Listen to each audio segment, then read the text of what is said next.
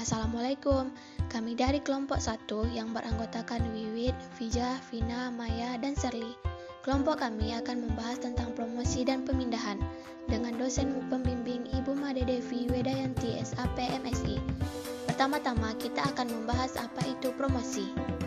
Menurut Alek Niti Semito, promosi adalah proses kegiatan pemindahan karyawan dari satu jabatan kepada jabatan lain yang lebih tinggi. Suatu promosi akan selalu diikuti oleh tugas, tanggung jawab, dan wewenang yang lebih tinggi dari jabatan yang diduduki sebelumnya. Promosi mempunyai arti penting bagi perusahaan karena dengan adanya promosi akan dapat meningkatkan semangat kerja karyawan. Terdapat dua golongan promosi, yaitu promosi dari dalam dan luar perusahaan. Promosi dari dalam yaitu promosi yang dilaksanakan di antara karyawan perusahaan sendiri. Sedangkan promosi dari luar adalah pengisian jabatan atau tempat oleh orang yang sebelumnya tidak menjadi karyawan perusahaan tersebut. Kebaikan promosi dari dalam yaitu moral karyawan cenderung dapat ditingkatkan, pengetahuan tentang lingkungan cenderung lebih baik, loyalitas terhadap perusahaan cenderung lebih dapat diharapkan, data-data identitas cenderung lebih dapat diketahui kebenarannya. Sedangkan kelemahan promosi dari dalam yaitu cenderung sulit memperoleh ide-ide baru yang gemilang. Kemungkinan promosi yang dilakukan lebih ditekankan pada like dan dislike daripada bakat dan kemampuan. Kemungkinan promosi yang dilakukan adalah dipaksakan. Selanjutnya, kebaikan promosi dari luar yaitu ide-ide baru cenderung lebih dapat diharapkan.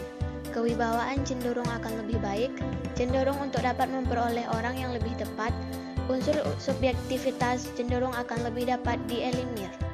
Sedangkan kelemahan promosi dari luar yaitu mempunyai kecenderungan untuk menurunkan moral pegawai perusahaan, loyalitas pejabat yang bersangkutan sulit diharapkan, dan kurangnya pengetahuan tentang lingkungan perusahaan.